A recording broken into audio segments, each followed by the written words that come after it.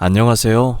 살다 살다 제가 이런 곳에 사연을 쓰게 될 줄은 상상도 못했네요. 저는 그저 평범한 삶을 꿈꾸며 하루하루 열심히 살아온 영어 교사입니다. 저에게는 정말 무엇과도 바꿀 수 없는 너무나도 소중하고 귀한 사람이 있어요. 그 남자는 저의 남편이죠.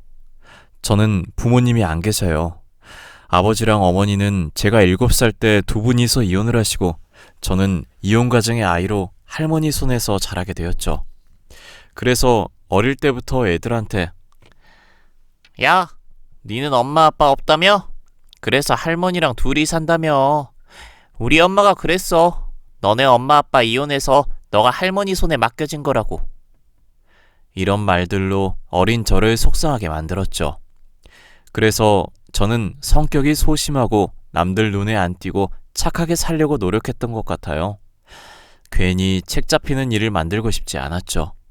그래서 공부만 죽어라 했던 것 같아요. 진짜 악으로 깡으로 힘든 시절을 이겨내기 위해서 공부를 했다는 말이 맞을 것 같아요.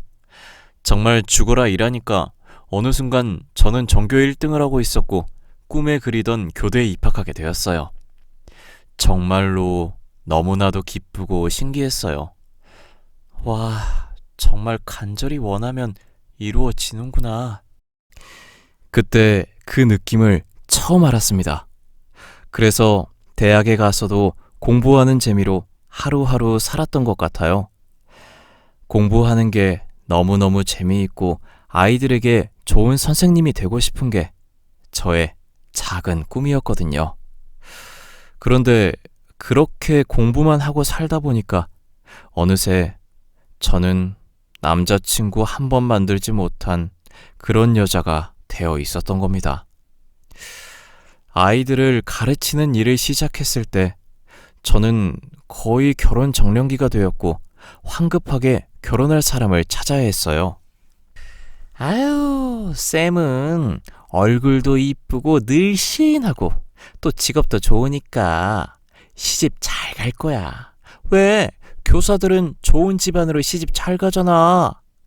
그러니까 너무 걱정하지 마. 엥.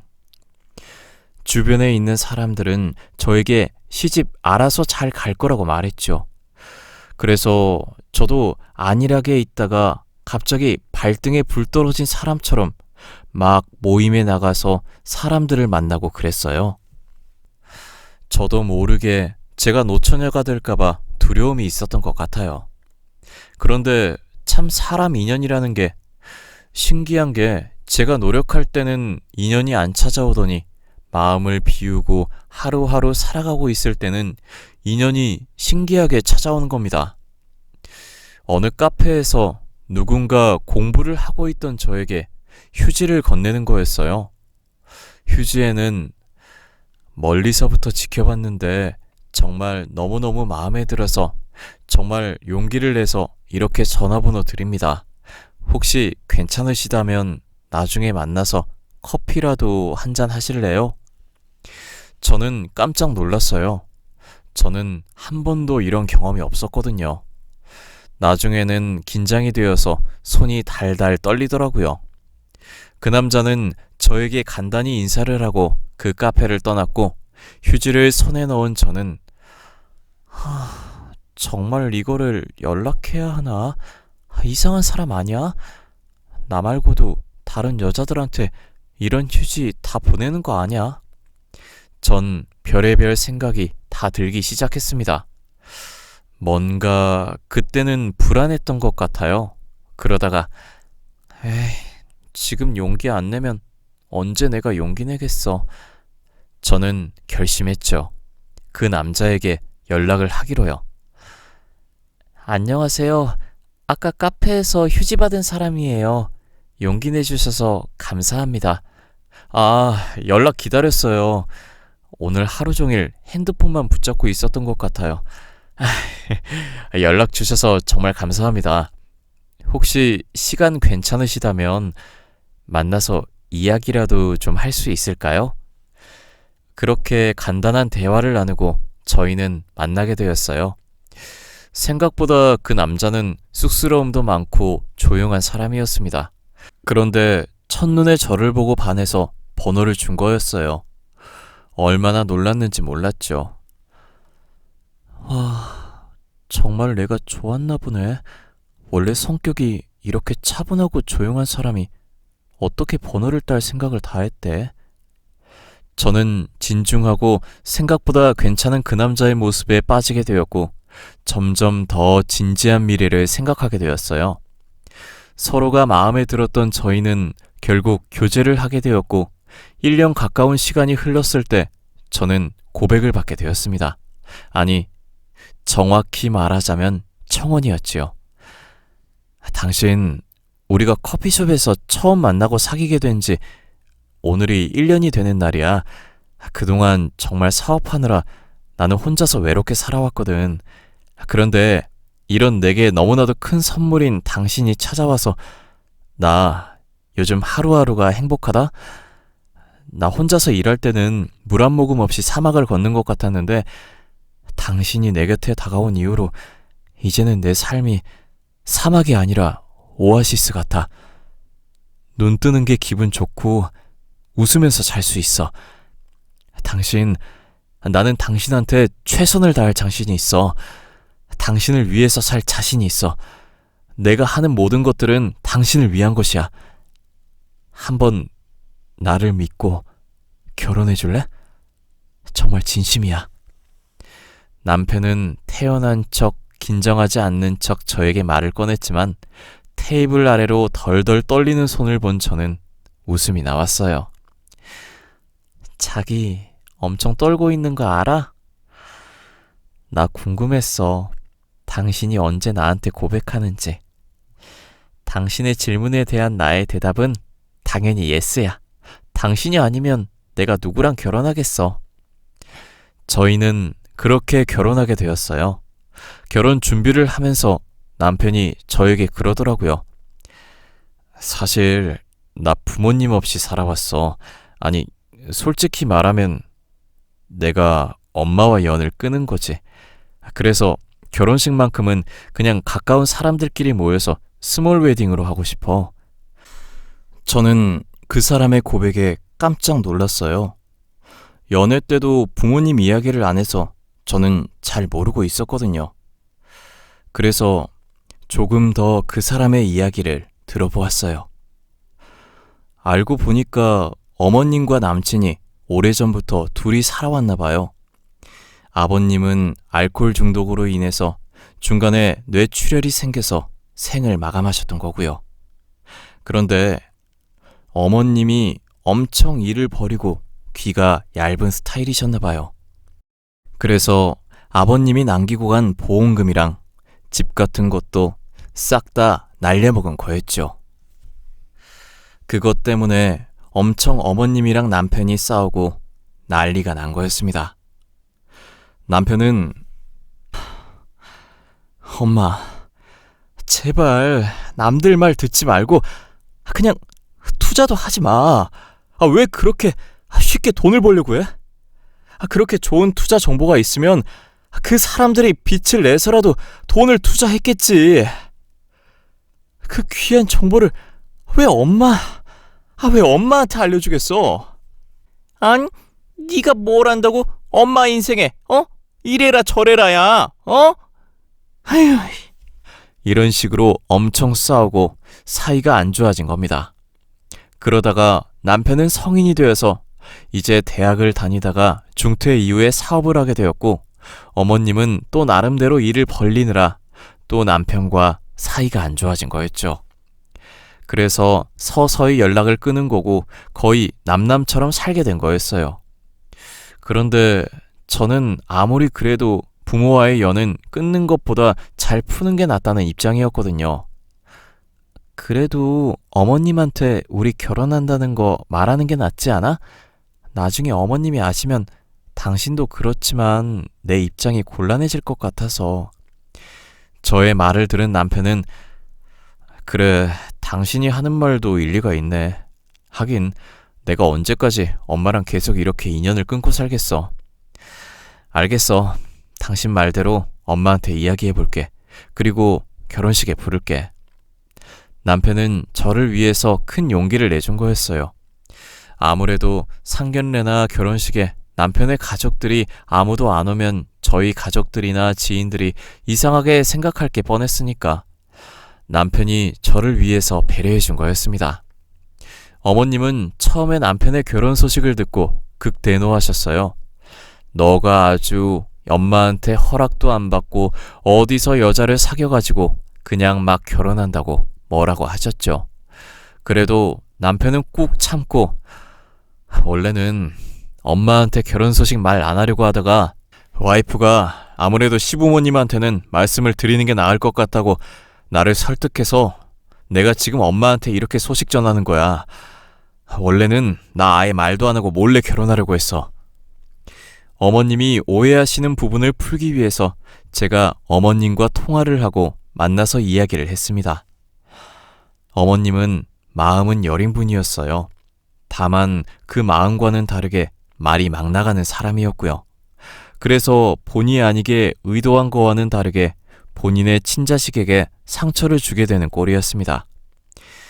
저는 한때 상담 심리사를 꿈꿔왔던 만큼 타인과의 대화에서 부드럽게 타인의 속마음을 끄집어내고 그런 공부를 했어서 시모와 대화할 때도 최대한 부드럽게 그리고 시모의 의견을 수용하는 방향으로 대화를 잡았어요.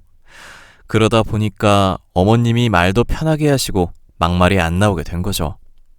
나중에는 어머님이 내가 기가 얇아서 우리 가족들 돈도 많이 날려먹고 아들을 힘들게 했었지. 아들이 돈이 없어서 급식비 못 낼 때 나는 잃어버린 돈 다시 찾는다고 도박에 빠져가지고 맨날 집에도 안 들어가고 그랬으니까 우리 아들이 참 착했던 거야. 그리고 이제 와서 생각해보니 내가 잘못한 거고. 미안하네. 아들한테 괜히 사과해야겠어. 며느리야, 그래도 나를 돌아보게 해줘서 고맙다. 어머님은 되려 미안하다고 하면서 저를 꼭 안아주었어요. 저 때문에 자신의 삶을 되돌아보게 되고 앞으로 아들한테 정말로 지금까지 못해줬던 거를 만회하기 위해서 잘해줘야겠다고 하면서요. 어머님이 그래도 생각보다는 나쁜 분이 아니셨던 것을 저도 알게 되었고 그리고 제 남편도 어머님의 진심을 알게 되어 사이가 다시 좋아지게 되었어요. 그런데 그 사이가 좋아지게 된 게 저희 부부에게 최악으로 다가올 줄은 상상도 못했습니다. 여느 때와 다름없이 저희 부부는 행복한 하루하루를 보내고 있었어요. 주말이었고요. 요리하는 것을 너무나도 좋아하는 남편은 저에게 맛있는 스테이크를 해준다고 마트에서 고기를 사와서 소금에 절이고 있었습니다. 나는 당신이 만들어준 스테이크가 정말 좋더라고. 진짜 항상 나에게 주말에 맛있는 음식 만들어줘서 나 당신한테 너무너무 고마워. 아이, 고맙긴. 이것밖에 못해줘서 내가 미안할 뿐인데. 당신 덕분에 내가 마음속에 응어리도 없앨 수 있었고 엄마랑도 연락할 수 있게 되었고 일하면서 힘든 것도 많이 이겨낼 수 있었어. 고마워. 한참 훈훈한 분위기가 계속되고 있을 때 그 흐름을 탁 끊어버리는 전화 한 통이 띠리리링 띠리리링 하고 울린 겁니다. 자기야. 자기 핸드폰에 어머님이 전화 왔는데? 엄마가? 전화 올 리가 없는데.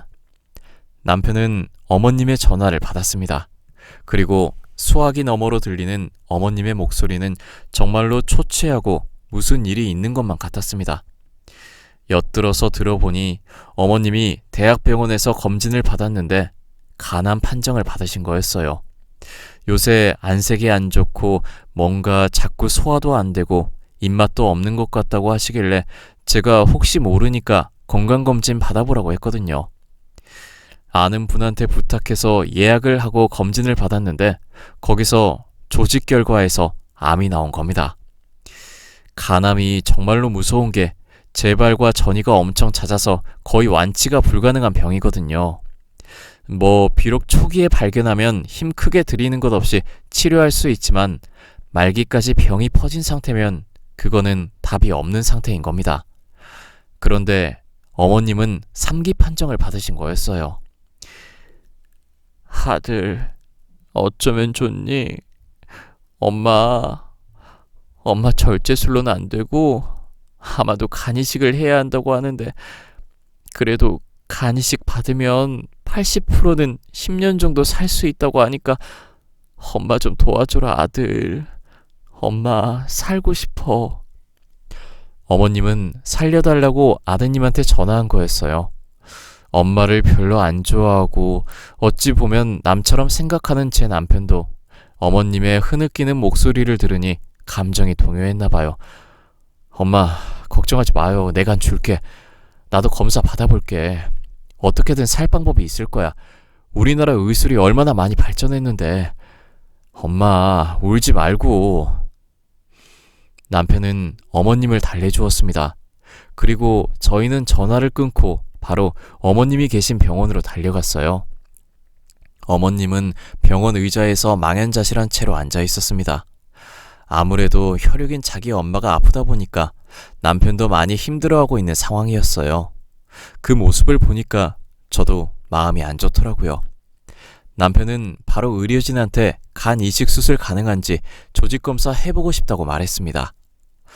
어머님은 나 인생 아직 제대로 즐기지도 못했는데 이렇게 가기는 싫다, 아들. 아들, 엄마 살려줘, 어? 엄마, 제가 말했잖아요. 아직 너무 극단적으로 생각할 때가 아니라고요.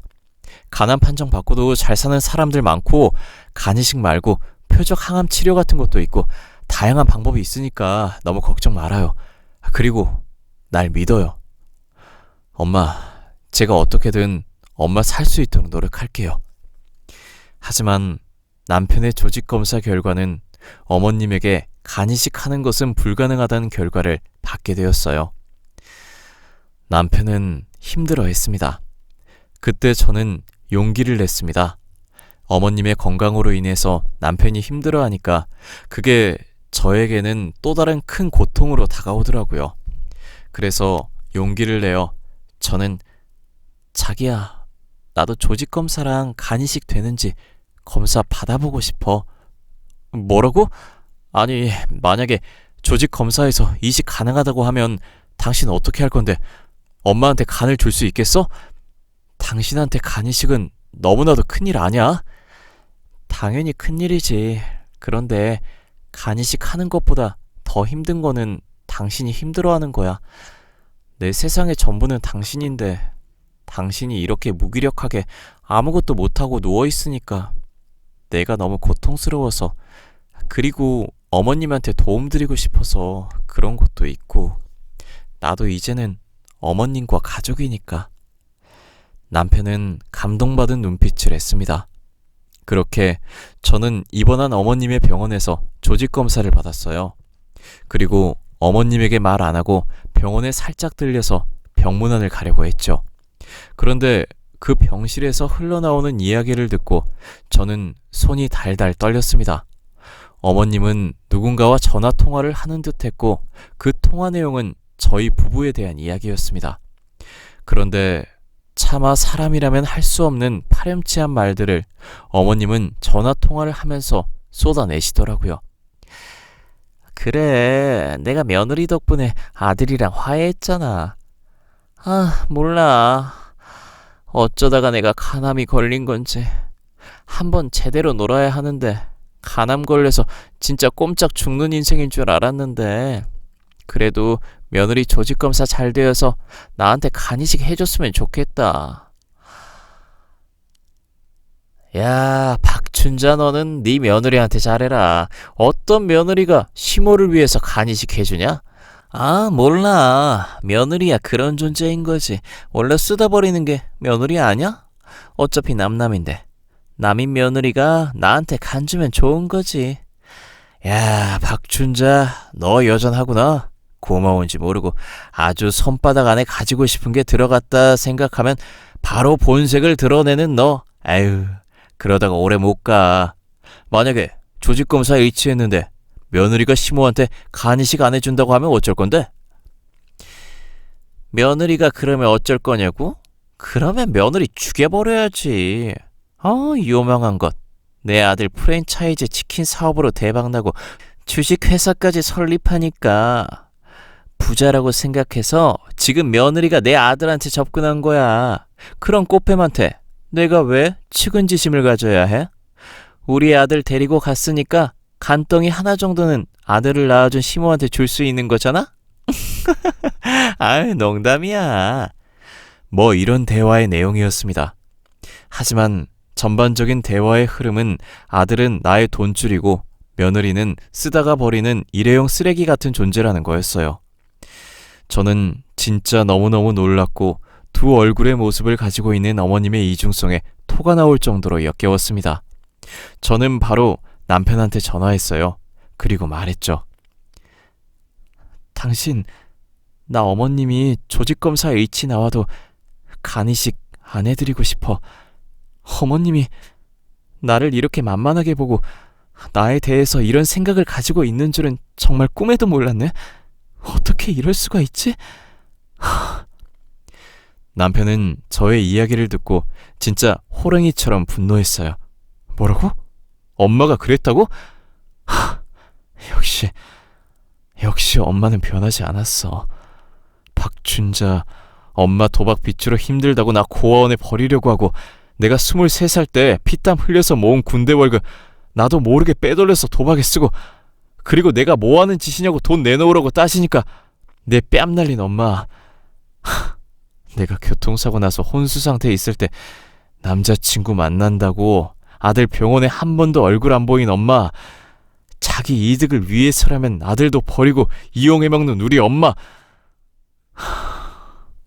성격과 그 마음이 갑자기 변해서 나도 한번 믿어보려고 했는데 내가 바보였네. 내가 바보였어. 역시 엄마는 악마야. 당신, 내가 괜히 미안해. 나 때문에, 우리 엄마 때문에 당신한테 상처만 준 것 같네. 진짜 미안해. 남편은 어머님을 대신해서 저에게 미안하다고 하며 울었습니다. 그리고 남편은 병실에 찾아왔어요. 어머님이 입원해 있는 곳으로 가서 어머님 목덜미를 잡으며 엄마, 아니, 야 박춘자, 어떻게 간이식 해준다고 용기 내서 조직검사 받은 내 아내한테 단물만 빨아먹고 버려버리는 일회용 같은 존재라고 말할 수 있어? 진짜 내가 미쳤지. 내가 미쳤어. 당신이랑은 연을 완전히 끊었어야 하는데 다시는 내 눈앞에 나타나지도 말고 우리 아내 앞에도 나타나지 마. 당신 같은 불효 내가 세상에서 제일 싫어하니까. 그리고 어디 가서 내 이름 팔아먹지도 말고 내가 아들이라고 말하지도 마. 당신이 우리 엄마라는 게 나에게는 너무나도 창피한 사실이니까. 알겠어? 남편은 어머님을 팍 밀치고 제 손을 잡고 병실에 나왔습니다. 그렇게 그 이후로 저희는 핸드폰 번호도 바꾸고 심지어 이사도 갔어요. 아예 어머님과의 연을 끊으려고요. 저는 솔직히 어머님과 남편을 화해시키려고 한 과거의 제가 너무나도 후회되고 바보 같았습니다.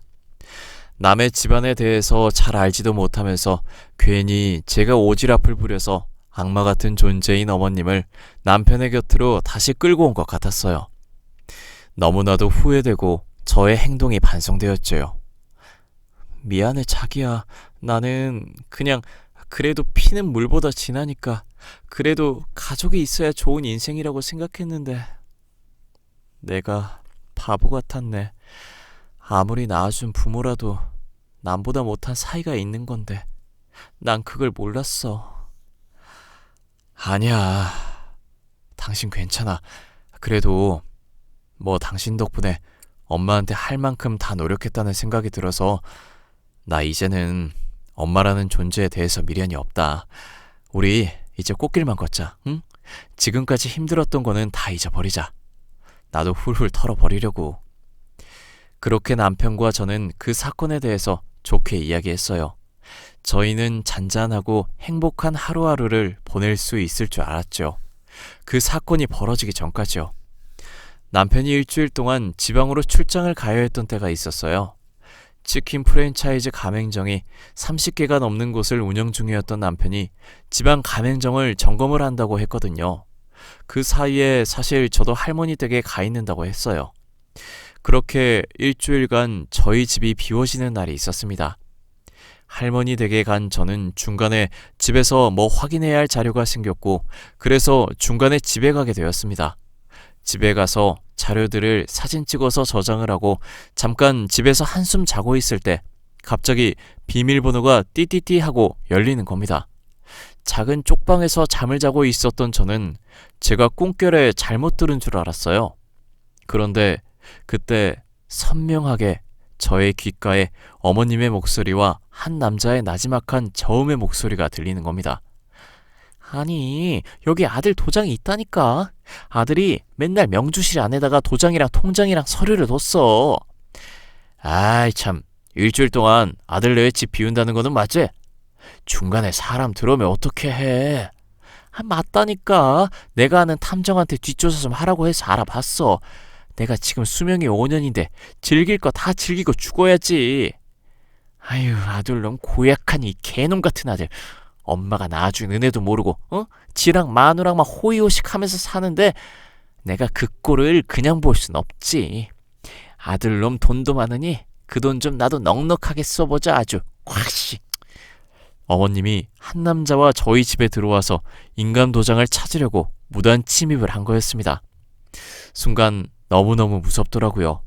그들의 발걸음 소리가 점점 더 크게 들리고 제가 누워있는 작은 방 옆에 있는 안방을 들어가는 소리가 들렸습니다. 저는 손이 달덜 떨려서 어떻게 해야 할지 몰랐어요.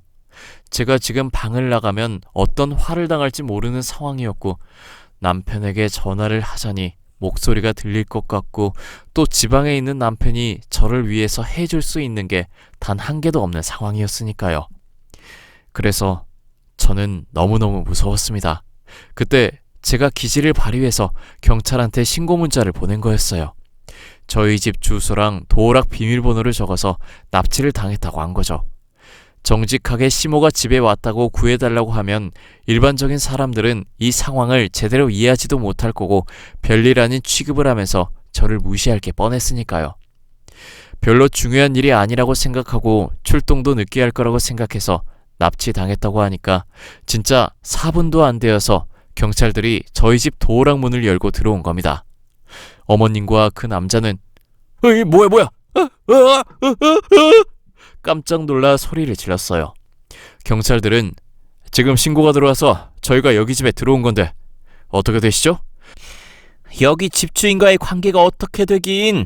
내가 여기 사는 사람 엄마인데 누가 잘못 신고를 한 거예요. 나가주세요. 저는 그때 작은 방에서 나왔습니다. 저를 본 어머님은 깜짝 놀라서 두꺼비가 비명 지르는 기괴한 소리를 내면서 뒷걸음질을 치더라고요. 어머님이 드디어 미치셨군요. 남의 집에 왜 무단으로 들어오세요? 간암에 걸리셔서 이제는 무서울 거 없다고 그냥 막 나가시는 거예요? 죽기 전에 아들 인생 망치려고 인감도장 훔치러 온 거예요? 정말 어떻게 엄마라는 작자가 그렇게 사악할 수 있어요? 저는 어머님에게 소리를 지르면서 말했습니다. 어머님은 내가 우리 아들 돈 쓰겠다는데 뭐가 문제냐고 여전히 뻔뻔하게 나오더라고요. 왜 남편이 그렇게 어머님을 증오하는지 다시 한번 절절하게 깨달을 수 있는 순간이었습니다. 저는 타인의 주거하는 공간에 무단으로 침입하시면 형법 제319조 주거침입에 의해 처벌받는 거 아시죠? 말년에 감옥에서 인생 보내시고 싶어서 이렇게 행동하시는 건가 보네요. 3년 이하의 징역 혹은 500만 원 이하 벌금 떨어지겠네요. 신고할 겁니다. 그리고 당장 나가세요.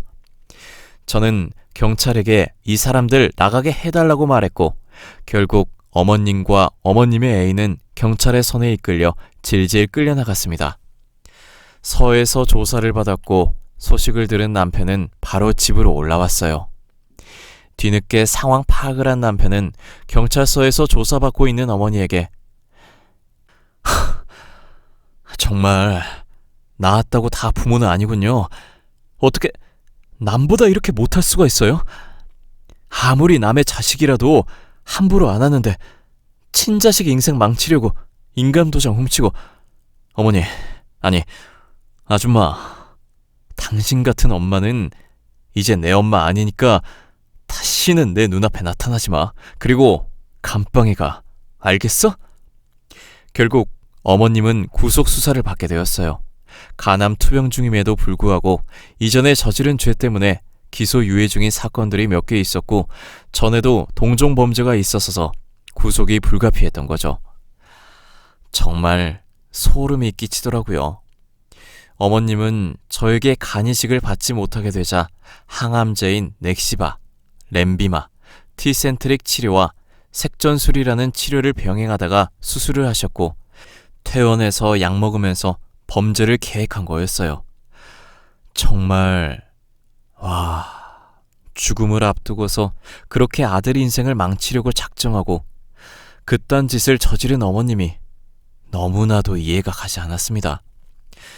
세상에는 이상하고 미친 사람들이 널려 있다는 것을 온실 속의 화초처럼 자란 저는 몰랐던 거죠.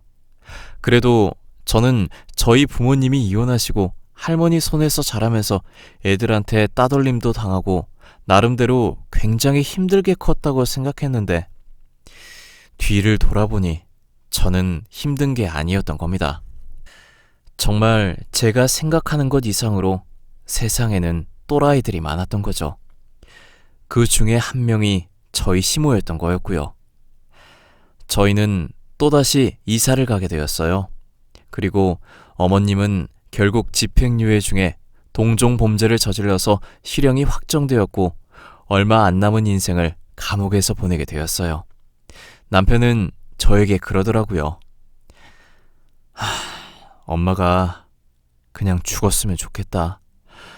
내 인생에 필요도 없는 사람. 예전에 나 사업 성공하니까 엄마가 내 이름 팔아가지고 20억 정도 사람들한테 사기친 적도 있었거든. 그것 때문에 나도 너무 힘들었는데 또 이제는 대놓고 내 돈을 훔치려고 자기랑 나한테 탐정까지 보내면서 뒷조사하고 집을 무단 침입한 게 난 정말로 용서가 안 된다. 그냥 엄마가 죽었으면 좋겠어. 남편은 흐느끼면서 울더라고요. 저는 남편의 심정이 이제야 이해가 되었습니다. 오죽했으면 그런 생각까지 했을까 싶었죠. 맞아. 낳아줬다고 다 같은 부모가 아닌 것 같아.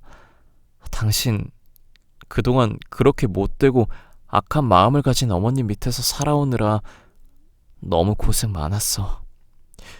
이렇게 극한의 환경에서 열심히 살고 성공한 당신이 정말로 대단한 것 같아. 나는 그런 당신이 너무너무 자랑스럽고 멋있어. 당신 이제 어머님 감옥 갔고 우리 눈앞에 나타날 일 없으니까 우리 행복하게 살자. 응? 저는 남편을 위로해 주었습니다. 그리고 남편과 저는 정신과 상담도 함께 받게 되었어요. 거기서 상담 선생님이 저에게 그러더라고요. 어머님 때문에 남편분 스트레스가 어마어마했고 이 정도 스트레스면 거의 외상후 스트레스 장애, PTSD, 전쟁 증후군을 겪는 사람들의 뇌 상태라고 하면서요. 저는 그제서야 남편의 부모님 때문에 받는 고통이 얼마나 큰지를 알 수 있었습니다. 남편이 안타까웠어요. 그리고 한편으로는 콩밥을 먹는 어머님이 정말로 다행이라고 생각했거든요. 감옥에 가지 않았다면 언제 또다시 저희 부부를 괴롭힐지 몰랐으니까요. 잠자고 있던 괴물의 코털을 건드려서 이 지경까지 온 것 같아서 저는 개인적으로 너무나도 힘들었습니다. 그런데 얼마 전에 감옥에서 어머님의 병이 약화되어 결국 사망하셨다는 이야기를 듣고 나서 이렇게 글을 쓰게 되었어요. 그 소식을 들은 저희 부부는 눈물 한 방울 나지 않았어요. 그동안 너무너무 고생을 많이 했던 거죠. 어머님은 결국 장례를 치르지도 않고 자식들이 챙겨주는 것도 없이 국가의 손에 이끌려 마지막을 보내시게 되었습니다. 화장한 어머님은 무용고지를 위한 낙골당에 들어가셨네요. 저희 부부가 어머님 장례 관련 포기각서를 썼거든요. 아휴, 저도 이렇게 될 줄은 몰랐네요. 그런데 자식에게 정말 피눈물 나게 만든 부모의 최후는 이렇게 되는 것 같습니다. 정말 아까도 말했듯이 낳았다고 다 훌륭한 부모는 아니니까요. 그런 만큼 아이를 낳는 것도 정말로 신중하게 계획해야 하고 신중하게 판단을 해야 하는 일인 것 같습니다. 많은 사람들이 부모님 때문에 고통받고 있더라고요. 에휴, 정말 제 남편도 그렇게 힘들어했지만 그래도 힘든 시간을 다 견뎌내고 지금은 행복해졌으니까 그나마 다행이라는 생각이 드네요. 그럼 지금까지 저의 이야기를 들어주셔서 감사합니다. 그리고 부모님 때문에 힘드신 분들, 당신들 잘못 없어요. 그리고 당신들은 언제든지 부모의 소나기를 벗어나서 행복해질 수 있습니다. 그럼 저는 여기서 글 마치겠습니다. 우리 모두 행복하자고요. 감사합니다. 그리고 꼭 건강검진 받으시고 주기적으로 몸 상태 체크하세요. 어떤 암들은 말기임에도 불구하고 통증이 전혀 없기도 하더라고요. 하여튼 그럼 여기까지 사연 들어주셔서 정말 감사합니다.